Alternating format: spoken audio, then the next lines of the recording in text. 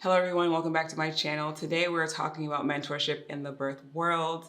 And instead of having a long intro, just wanted to get right into it and talk about my journey to becoming a doula. When I first was new to the doula world, I didn't feel comfortable supporting clients after my training that I received with DONA. Within the process to get certified, you need to read a list of books, fill out a lot of paperwork, but also get positive feedback from a provider, a nurse, and a client, and also support 3 clients. I didn't feel like I was well equipped from the training. I wanted more knowledge and more guidance to be able to support folks. So because of that, I went out to look for another organization that was more dedicated to supporting underserved communities and people that look like me. And they were very heavy in activism. This organization is called Ancient Songs Doula Services. Shout out to them. Naturally, I'm a proactive person, a go-getter, if you will. So I turned to the internet and was told to join a Facebook group that was based in New York. And it was a Facebook group that was dedicated to the birth world, but specifically had a lot of doulas in the group. In the group, I put out there that I was seeking mentorship, and I got a few responses. So the few that did respond to me were willing to support, but wanted compensation. At that time, I didn't have clients and honestly couldn't afford it after investing in multiple trainings and having to pay for rent, bills, and all of life in New York City. But for me, I was looking for my tribe in this space. I was looking for guidance from an elder. Lucky enough, I connected with a coworker during my time as a flight attendant who also trained to be a doula. And she was able to connect me with another doula that she thought would be able to help me on my journey. And she was right. This doula welcomed me with open arms and was able to set up some time for us to meet in person. And from our meeting, she pointed me to a mentorship program that significantly helped me in my doula journey. And the mentorship program offered scholarships to doulas that were part of the BIPOC community. I was able to receive a scholarship, and then from there was able to meet some amazing doulas, and I felt that I had found my community, I had found my Birthwork tribe. This is just one story, my story, and everyone's journey and story is going to be different, especially when it comes to birth and birth work. I've had many different mentors in my journey as a doula, and I am grateful for each and every one of them. But there's one that holds a very special place in my heart because she's not only a mentor, she has literally become like family, an auntie in my head. Her name is Annette Perel of Claire Birth NYC. She is a mother, a daughter, a sister, a podcaster, a creative, a fashionista, a mentor, a doula of 20 years. Let me say that again, 20 years, and a dear friend. So within my story, mentorship was an integral part of my journey. And so I've invited Annette on my channel today to talk about mentorship and why it's important to have a mentor in this work. Thank you, Oge, for inviting me to your channel today. I'm really excited to be speaking about doulas and mentorship. It's a very important topic, and let's jump into it. Okay. So why is it important to have a mentor in this work? This work is so heavy, and I think everyone gets into this work and they start thinking about how, they just want to be there and support women and how beautiful it is. But you need guidance through this process because it's so heavy and because of the things that you're seeing aren't normal in hindsight. It's not natural to you as a doula for the first time to understand what happens when someone is having an episiotomy, or that split decision when people get called into the room, and that's traumatic. So to have someone to either speak with about it or just to process, I think it's a necessity for a doula. So in all of that, which makes sense, did you have a mentor? I did not have a mentor. I went about this the hard way. Actually, I took my training through DONA, And when I finished my training, we had to get free births because at the time it was like you had to get free births. And I had joined up with 3 other doulas and we were trying to get free births. But I looked into mentorship through DONA. They had a mentor for the region and I emailed this person and never heard back. Yeah, I could understand that because even though I mentioned when I reached out to doulas on the Facebook group, it was maybe like 2 or 3 people that reached out, and then I was even more proactive and emailed more and I didn't get responses, so I completely understand that. So throughout your journey, right, as a doula, years have passed, you've gained so much experience, and now people are looking to you to being a mentor. Yeah. What does that mean to you? So I had started my mentor journey with this collective, and I got inboarded, so to speak, by my doula partner at the time. I had started my doula career and it was me and another doula. And we both interviewed together and one of us would go to the birth. We both did the prenatals together. And so she found this organization in Brooklyn and invited me. At first, I was a little apprehensive about being a mentor because I'm still always learning. I'm a forever student in that respect, but also just to be able to say like, I have knowledge was kind of, felt a little cheesy, kind of be like, let me show you, take you under my wing, kind of, so to speak. But then the more I thought about it, I thought I want to be the type of mentor that I would have wanted and needed. And so I was really excited to have some mentees to begin this process. And their structure was a little bit different. So it was a tiered structure. So they started at tier 1 and then you had to help them move up through the ranks to eventually be what was considered then, I believe it was only 4 tiers at the time, and mentors were at the top of the tier.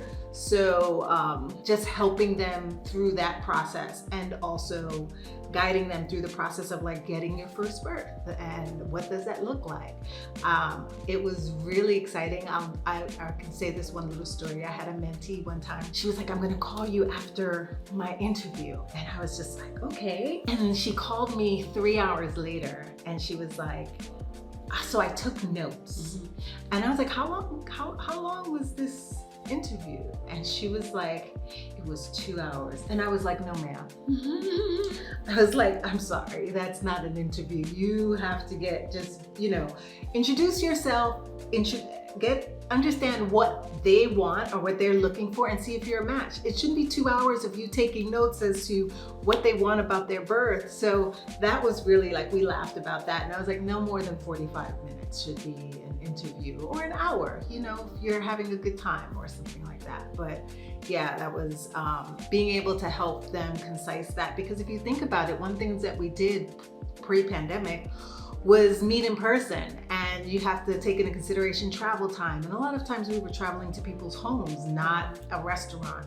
But even still, travel time there and back, away from your family. And she was a young mom. She had a young son at the time. So just hearing that and seeing how you were able to put yourself in that doula's shoes and really connect with her. And remember when you were a newer doula, does that mean that anyone can be a mentor? If they've gone through the amount of time and gained the knowledge and experience that you've gained?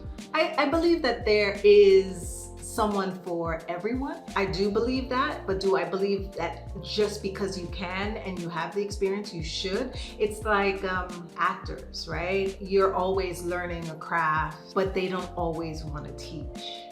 It's that same thing. Mm-hmm. And some people can't teach. Some people aren't good teachers. Right. I think you have to be self-aware because people would say, oh, I'll be your mentor, and then it's not a good fit. From a newer doula standpoint, I reached out to this woman. I feel like I was a good mentee, but I reached out to her late at night, random times, and she was always available. So for me, I don't think everyone can be a mentor because people love their peace, their sleep. Yeah, especially being on call, right? I think part of it for me was, I know in those moments when I was in the room as a new doula and I was sitting there going, what does that mean? And not having anyone to process it with in that moment made me go, that's scary because there could be things that's going on. I mean, I had my doula partner, but at times it was challenging because I didn't want to text her late at night and midnight or 3 o'clock in the morning. And it was really hard. So I always felt like for my mentees, as long as it's birth related, text me, I'm on call. I can fall back to sleep. I'm a doula. You know, I know how to fall back to sleep, especially if it's something easy. Although one time I had a mentee, not okay. Okay, I was like, not okay. Don't be not calling okay. me No, out. not okay. I had a mentee text me in the middle of the night to ask me where the hospital was. And I was just like, ma'am, that is something you should have known before. And it is also something that's useful for Google, not Hello. your mentor at 12:45 at night. So then my next question, is there such thing as a good or bad mentee from a mentor standpoint? I do believe that there is, yes. I do believe that there, you know, it's just like clients, like we're doulas, right? And we can work with anyone because that's our training. We can work in any situation with anyone, but should we? I think that's the question we have to ask. Should we? And a lot of times what makes a good mentee is someone that you feel can listen to you, that values the advice, that gives you feedback, that's able to communicate with you, and also that's compassionate about this work, right? Because we're working doulas, we live in New York City. My first doula name was, with my doula partner, was Love My Doula, because that's what we heard all the time. I love my doula. I love my doula. But not everyone's gonna love you. And in those times when you have conflicts with clients, you need to be able to listen and hear your mentor when they're giving you advice and counsel, because this work is so intimate and so personal. You know, there are a lot of emotions that are involved in it. And at times not everyone's gonna love you. And you're not always gonna have that experience with a client where you actually feel like they're listening to you and you like them, so there can be contention. So I think that as long as you're communicating, it's a relationship. If I had a mentee who I felt that wasn't hearing me or couldn't take my advice and was having the same issues and problems, then I would say this relationship is not working, because there's something you have to learn or grow or mature and stop doing in order to be successful. And then also too, this is my reputation as well, right? I've been doing this for a long time. I think there's value when you tell a client that I have a mentor, and then they look up that mentor and see there's this level of security of knowing that your new doula has a mentor who she can ask questions about, who's been doing this for a long time. So I think that relationship, it has to be give and take. Right, Yeah. and so for clients to hear that for me, for example, I had a mentor, now they're like, okay, I have Oge's experience, but I also have the experience of someone that's been doing this work for as long as she has. Yeah. Also, just hearing your response, the person has to be teachable. Yes. Right? And if they're not Yes. teachable, Then it's not then a good it's just, fit. It's not a good fit. why even seek mentorship Yeah. if you're not looking to learn and humble yourself? So I told you all about my story and my journey, and I have to say that not everyone has the same personality that I do. Not everyone is proactive. And so one question I'd like for you to share with us is, how do you go about finding or seeking a mentor? I love to tell people to invite me to coffee. I love coffee. I love chai tea. I love matcha. I love to meet people and speak to them and hear their stories and tell them a little bit about mine. And I think that that's what you have to do, is just invite people out, get to know people, whether, you know, if you can't pay for a session of mentoring, which some people charge for interviews and things like that, invite them to lunch, invite them to tea, tell them, listen, let them know your story. I don't have that much money, but I can go to tea. Or I get a lot of grad students who want to interview me for their projects, and they're like, I don't have money, but I have a $10 Starbucks card, you know, something like that. I do believe that there should be an exchange in that process, because it is time.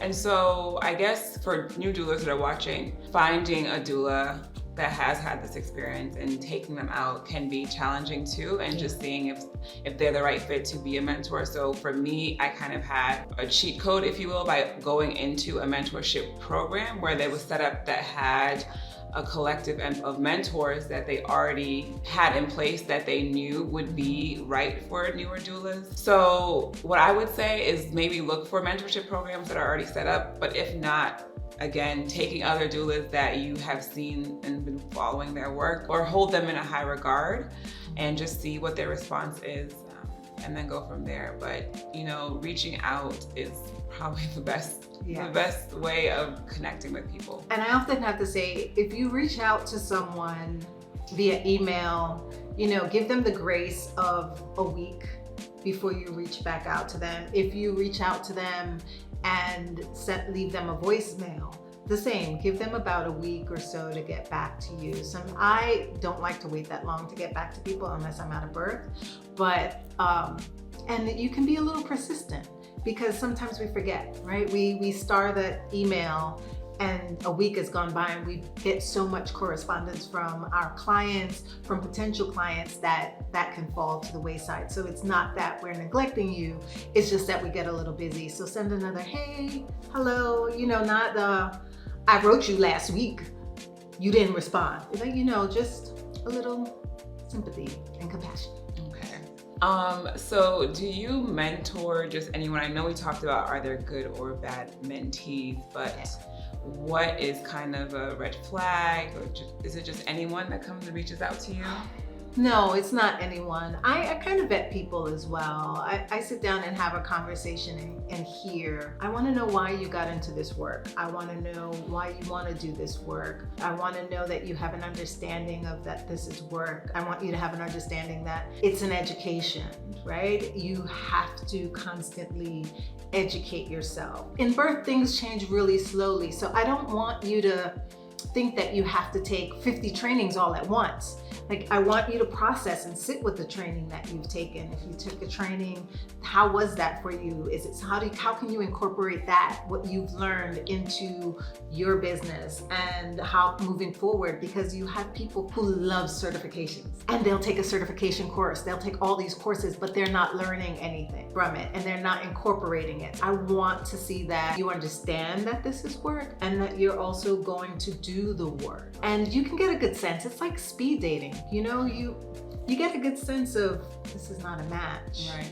You know, I'll give you an example. I had a mentee one time that was assigned to me, and I sat in the meeting and asked the questions, and she answered the questions. That was it. And when I asked her, like, what did she want to know about me? She was just like, nothing. And so it wasn't a match. You know, and I kept trying to like encourage her to speak to me. I didn't know if she was shy or what the issue was. And it was like pulling teeth, and it was really hard. It was so uncomfortable. And she hadn't really she took a certification, but she hadn't really done any births or knew about how to get births. So I tried to like encourage her. I was like, okay, here are 3 things you can do to get births, and I'll check on you this week to make sure that you've done them. And she never got back to me. You know, and then she chose another mentor, which was fine because she felt it too. Like I wasn't for her, and that's totally fine as well. Finding mentors is literally like speed dating. It really, you're going to be in constant communication with that person. Yes. So yes. So I guess you kind of touched upon it a little bit throughout your answers, but what would you say is your approach as a mentor? Are you doing the same things to each mentee, like giving them the same information, or kind of working off of them? What would you say is your approach? I think my approach initially, we talk about this work and what they want out of this work. Like everyone that becomes a doula is not going to be a doula for 20 years. It might be an entryway into birth work to see if they want to go into nursing or midwifery. So that's an understanding. And I also want to get a good sense that you're going to do the work and not burn out, because there is a high burnout with this work, especially if you're doing 4 births a month. That's a lot, especially as for someone new. So just getting an understanding of what they want. And yes, there's an initial part where I am doing the same things, like this is what your contract should look like or include, and this is how you returned an an email to someone what it should include. So I give them kind of like a package that has a standard letter that they can use as a response. I share my contract so that they can see the wording, and they're free to like use the same contract if you want to, or switch it up. I give out forms that I often give out at my prenatals. I talk about how to conduct a prenatal, what should be included in a prenatal, also how to conduct an interview, because interviewing, especially when it comes to this, is not usual. Like, it's not a regular job interview.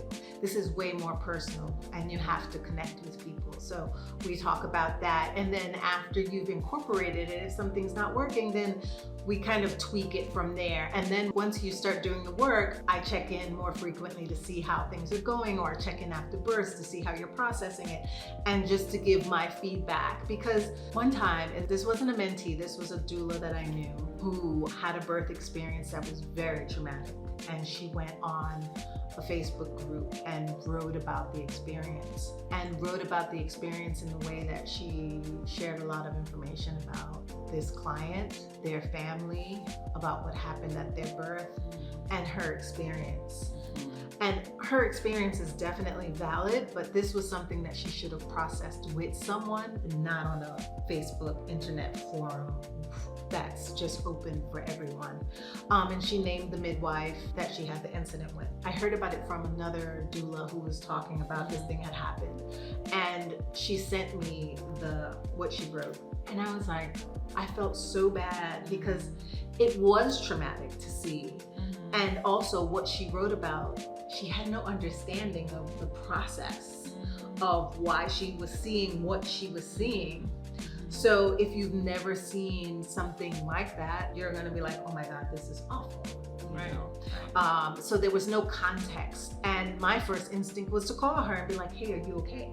And this wasn't a mentee. This was not a mentee. Doula. This was someone that I knew who became a doula, and this was like maybe her second birth. And she was traumatized and not understanding the process of how, when things like this happen, like who to reach out to, and also just not sharing personal information, right? And in your trauma, just to grieve, you're just uploading all of this information and not even realizing that this is someone's life and their story that you're telling. And it's not to be shared with everyone. It's, Right. We have to remember as doulas that we are not medical professionals, so we're not linked to HIPAA, but we still have access to sensitive information. So respecting that and honoring that is utmost important. Yeah, another story in that same respect, I had a doula who told this story about a birth that she went to on a public forum. And from that, this client of mine who was on that forum, just because anybody can join the forum, you don't have to be a doula to be on a doula forum, realized that conversation, that birth and everything that happened was her friend's. And she hadn't heard that from her friend. And so she felt, one, that was a violation, and it was. So, you might think that by saying, hey, November 28th, at 10 o'clock, this baby boy was born, that's vague enough. But people figure things out, I mean, I've done that before, and then now I've learned to ask permission from the parents. As long as you have permission, it's fine. I mean, the internet was something that was new when I started as a doula. I used to write baby born all the time, or going to a birth, or I'm at this hospital. And then I realized, and I've been speaking with other of my doula colleagues about, just like, you think it's innocent enough, but it's not. You're giving out information, and this work isn't about me. And I'm making it about me if I'm gone to my 700th birth, without asking permission, or two, sometimes just understanding that it's not an announcement. It's not clout, It's about this work, and you're doing this work, and a lot of this work is done in silence. If I'm like, I'm at my 1000 whatever birth, it's just like, what is this doula doing? Why is she making it about her, or posting pictures of baby number X? Even with permission, it's just too much, in my opinion. No shade, just or shade, no shade. No. The thing about that is that we need to start calling people in and having these conversations. And sometimes people can't hear that, and you might not be able to hear it now, but maybe in a few years it might resonate, you know? Not trying to be nasty or, you know, I'm better than. It's like, you know, things to really think about this work to make it more personal. This is a very intimate space that you've been invited into, and to share it publicly in that way is a lot. That's true. One thing for Annette being my mentor and speaking on her approach, one thing that was like, this is a learning opportunity for me, because I would call her, especially later on in my mentorship journey with her, call her about clients, about things that I know the answer to, but in the moment, completely forgot. So she would, instead of giving me the answer, what do you think? Trust your instincts, you know this, okay? It's kind of like having that support, knowing that you've been doing this work for how long you've been doing it, and you have someone that has your back. So it would frustrate me, but then I would like, okay, let me breathe, let me remember what it is that I know, and then go and support my client. But I was like wanting the easy way out. Annette, what's happening here? Yeah. So-and-so, this is this. What do you think, okay? It was like, no, tell me. Tell me. You know, the thing about birth is that it's exhausting. It's really, there's a lot of time where you're probably not doing anything, but it's tiresome. If you're sitting around for hours on end, not doing something, and what I call not doing something is like you're holding space. You're on, you're alert, you know, and it can be hour 15 and your brain is just like, I don't know. I'm freaking out. I don't know this. It's because you're tired. It's because, you know, you haven't drank, you haven't slept a full stretch. You might sleep 30 minutes at a time, you know, or maybe an hour at most before your client needs you again if you're at their place. So sometimes you get a little frazzled, and it's like you just need somebody to kind of like give you that spark to be like, you know what to do. You know, to reignite that spirit of like, I got this. You know, I'm here if you really need something, but you got this. And that's what you need to hear sometimes, no matter how frustrated. Do you think that there's a point where someone doesn't need a mentor anymore? Like, would you have a mentor if you could right now, or did you later? What I have is a community. I think you do graduate from mentorship, but you have a community. I have a community of doulas who have been doing this work for as long as I've been doing this work. And we meet once a month and we talk about things. So as I mentioned, she was my mentor from the mentorship program. And so our relationship developed. And even though I can reach out to her for basically anything within the birth world and outside of the birth world, she is now a friend. But within the mentorship program, and even a little bit after it, she was officially my mentor. And so I wanted her to share her experience with me as her mentee, so you all as newer doulas can learn from my mistakes and from my successes. There were no mistakes. I mean, my first interaction with Oge, or first memory of Oge, the way the mentor program was set up, at times we were in this large room together, you know, everyone sitting all around the room, and I was sitting off to, like, let's say the right, and Oge was sitting on the floor, and someone was at the front talking, and I just remember feeling like, I like this energy that I'm getting. She's like strong, sure, you know, reserved in a way. It was just like not talking just to talk. Whenever she spoke, it was like well thought out, like she had something to give to the conversation, not always just taking, and was very reflective. So that was like my first. I was just like, oh, okay, but you weren't my mentee. No, not at first. So the other doula who was your mentor, I remember the other doula I was sitting with was just like, I want her. And I was just like, okay, well, you know, you're gonna get who you're gonna get, right, and leave it at that. And also the good thing about the mentor program is that with any mentor program, you should be able to change mentors if your mentor isn't working for you. And so I didn't sweat it, and Oge wasn't my mentee, and then she reached out to me. And the thing is, I'm kind of bad when it comes to saying no to people when it's mentoring, especially if I feel a connection. I'm always like, sure. I was mentoring people who weren't my mentees officially, and by officially I mean I wasn't paid to mentor them, but we had a connection and I felt like, yeah, just ask me questions. And that was kind of Oge. Before she officially changed over, she asked me a few questions, and I don't remember the first email. I honestly don't remember. I don't All remember. I know is that, so I went through, I think 3 no, maybe just 2. I was just trying to get knowledge from everybody. So when I saw her, and I was like, oh, she's stylish. And for me, I mean, I'm a person of style, and I know that has nothing to do with birth work, but it's how you present yourself.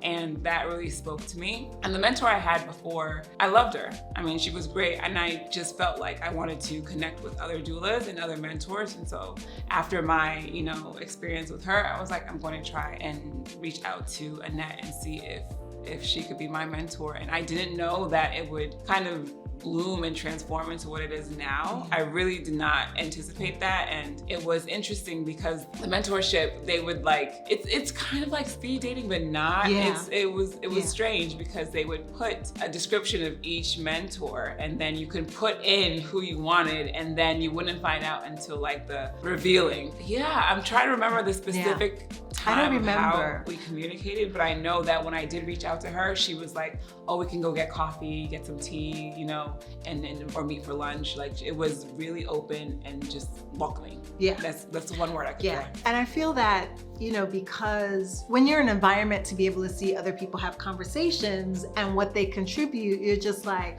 oh, okay, there's a seriousness that needs to be had about this work that not everyone has. And I think that's what struck me about Oge, because it wasn't just about, I'm a doula and I'm so excited to do this work. It was, I really want to make an impact. I don't want to do anything wrong. And by wrong, I mean not affect someone's birth experience because I was not being conscious about culturally what they were experiencing. And that really spoke to me. I would say that most doulas don't get to that until like year 4, where they're like, oh wait, this work is intimate and I'm holding space, and how I am in that space can affect everything. I think by nature, for example, I'm a very calm person. So what you'll get from me as a doula is you'll feel that. Like, I don't get frazzled. My clients won't ever describe like the doula walked in and she freaked out. And then, even in situations that are stressful. And I felt that about Oge too, that she would be really thoughtful and pensive about the situation. And that's also something as a doula's strength, to be able to walk into a room and read the room before you interject yourself. And that's a skill that comes after a while. And I think Oge had that already, because she wasn't just like, I'm walking into the room and I'm the doula. It's like, I'm walking into the room and what's going on? How are you feeling? So it was like, it was really understanding everyone's dynamic in that room, and then how can I help? And that's something that stood out to me. And in talking more with Oge, she was also very good at connecting a lot of dots, in the sense of like, oh, you know what we should do? We need to get together. And she got us together in a group with a whole bunch of other doulas who were some of were my mentees, some were not. And, keeping us in contact, keeping us having communications. And that was also helpful, being able to be in a group setting and to, at one time, even like group chats and things like that, keeping us all abreast as what's happening. I think that this work is really taxing, and Oge did a really good job of making sure that she was okay a lot of times, like, it wasn't like, I'm gonna go run to my next birth. It was like, that was hard, and I need to process this, and my next birth might be happening really soon, so let's work on getting this stuff processed before the next one comes up. Where anyone else would be like, shut down, I gotta go do this thing and I'll think about me later. And then also just being honest with like, I'm tired, I'm exhausted, I'm burnt out, and realizing that we have to pour back into ourselves, and that's okay. you know, and figuring out what that looks like. Because sometimes it might look like I'm gonna lay on this sofa for the next 5 days and nobody call me. Right? And understanding that there's restoration in rest, and also just getting her clients also to realize that as well. I remember you had a client one time that asked you something after the birth, after the postpartum visit, and okay, was still giving an understanding of like, let's find resources. What can we do to get this person more help? And that's also something that I do with my clients. I tell them postpartum after our last visit that they can reach back out to me a year out. If they have a question, text me. And not everyone does that. I know people think, yes, we have to have boundaries as doulas, and that's important, but also knowing that your clients aren't going to text you at all hours of the night once they've delivered their babies. Sometimes they do because they're up and they're like, let me just get this text out before I forget. But outside of that, just being able to be available and still mentoring, not still doulaing the client was something that I was like, yeah, she's really good at this work. And then just finding other ways, like understanding that, you know, when you were into meditation, and inviting me into that to see that process and how that worked and how that all fits together and ties into birth. Right.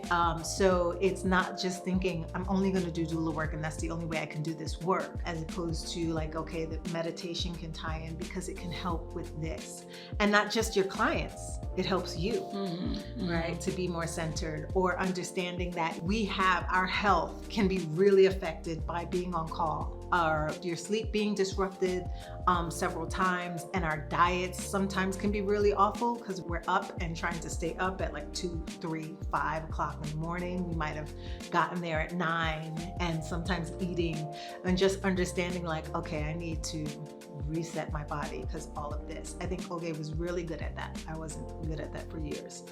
And just us being able to speak about anything regarding birth, and she still had more questions. That was the one thing. It wasn't like, okay, you gave me what I need to know and that was it. It was like, okay, but what about? And how if I do this? So it was like one thing always led to something else for her. And that led me to know that she's really taking in this work. I think because I was able to get the mentorship early on, it was able to set me up for success in my doula journey. Because now when I had reached out to her recently, I guess within the pandemic, that I was also going to be mentoring other doulas, she was like, that makes sense. Having her from kind of an early stage in my doula career, and having that kind of the focus on what to focus on and pay attention to, and kind of like a sensei, like a guru, having someone just have you focus on what's important within the work and learning from their mistakes too, was able to then kind of catapult me in my knowledge and gaining and where I would go and what I would pull from, and the mistakes or the triumphs that happen during supporting clients. And so when we were talking earlier about if any doula can be a mentor, or if mentors can also have mentors. So me mentoring other doulas, I still have her as a mentor, and Grant, she's been doing this work way longer than most of the doulas that I know. So that was something that the reason why I'm doing this video is to really press on the idea of finding that tribe and finding mentorship. So because of her, I am really more involved in supporting other newer doulas, because I was a deer caught in headlights, honestly, in the beginning, and seeing like, wait, why don't we have mentorship tied to these trainings? Didn't make sense to me. I think for me too, one of the things that struck me that what you just said was also that you can't be a doula and believe in this work and not believe in supporting other doulas. For me, I want to see us all succeed. I want as many doulas as we can get doing this work for as long as they can do this work. And if that means that I mentor you for a year, I mentor you for a month, and you feel that you're going to be successful because of that, then that's what I want. I'm not one of these people who feel like, well, you're doing better than me, or that there's life knowledge, right? It's not just doula work that you bring to this work. It's your past experiences and your knowledge of what you had, the life that you had beforehand, that you bring into this work, as well. And that all ties in together. And I feel that when it comes to mentoring, you just want to help other people get to the place where where you're at and be like, see, this is great, and do it without burning out, because this work is really hard. And when we say, I remember on a Facebook group, we met in person, and there were hardly anyone who would show up at these meetings. And so we were in a group, and one past doula trainer came, and she's like, after birth, you have to do whatever it is to help your body get back to itself, to release all of this energy. And I remember she was like, masturbate, meditate, whatever it is. And the thought of that self-expression of it was just like, yes, that's a release. We have to let go of all of this that we take on, because if you do this work without any kind of release, that's the quickest way to burn out. And not having someone tell you that, because some people are like, I'm looking for this new path and I want to do this new job and I'm going to take on all these clients, and then you're a doula for only 3 months, and that's not what we need. It's not.